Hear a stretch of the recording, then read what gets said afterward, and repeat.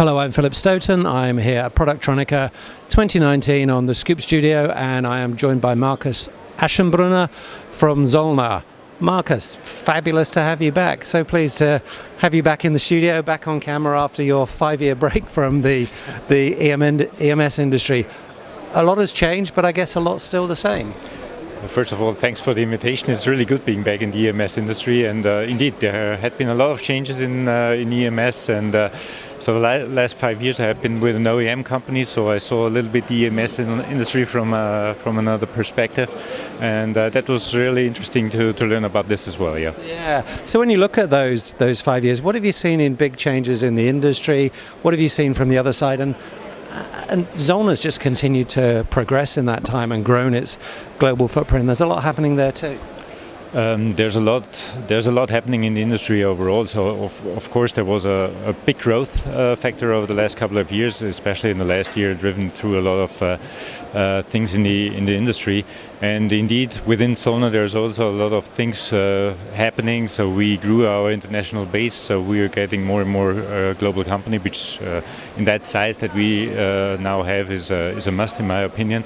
And of course, we are also concentrating on moving on in supply chain, connecting the whole supply chain much faster, much quicker, because this is a must now. If you see the cycling in the industry, also in traditional, very stable industry, there's also a lot of cycling to be seen. So it's a must that you connect the whole supply chain in order to react quicker, to get the demand signals out much faster, and to react on demand fluctuations. Yeah, and I think that's really interesting. I think when 5 years ago when we were talking about Industry 4.0, we were talking about the digital transformation of the line.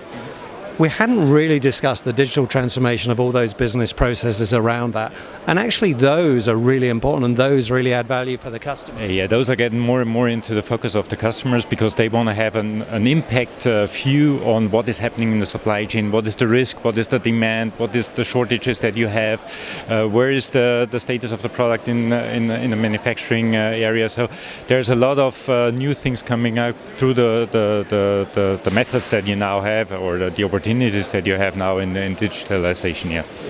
And one of the last things I did with Zollner, I spent some time in Silicon Valley, which seems to be going very well, but also in your site in Costa Rica. I know you've got a second facility there that I think is either in process or being built. When I first went to Costa Rica, I wasn't absolutely sure it was the right choice, but it seems it was. There were many voices that we heard. Why did you move to Costa Rica and not to Mexico, which obviously is in the EMS industry a much more prominent space? But we decided for Costa Rica out of many reasons, and I think we already had talked about that. But it seems for us that this site is really developing very fast, very good. We have still a good possibility to get young, talented people down there, which is not that easy in other industry, in other areas right now. And you're right, our first building is nearly 100% occupied right now.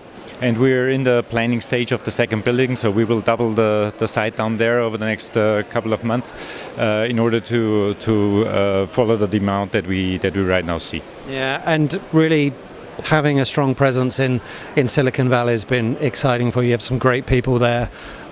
You really feel like you're part of the fabric of that innovative community now.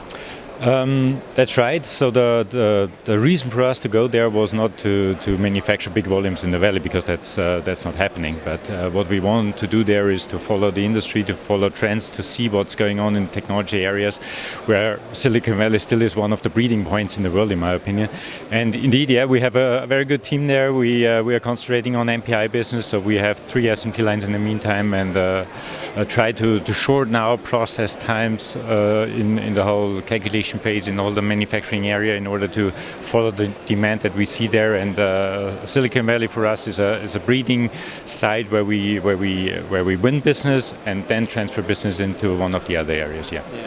And from your 5 years experience on the OEM side and what has changed in the industry, what do you think's changed in the taste of the buyer? What is the buyer looking for now that perhaps they weren't in the past? That's changing also through the market demands. If you look at last year was security of supply. So that was the key issue that you had there. A few years before it was costs.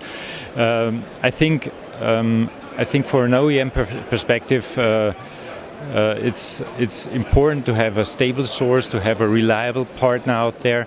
To know what the partner is doing, to have the visibility that you need to have in costs and also in supply chain, and of course quality and on-time delivery, it's a given.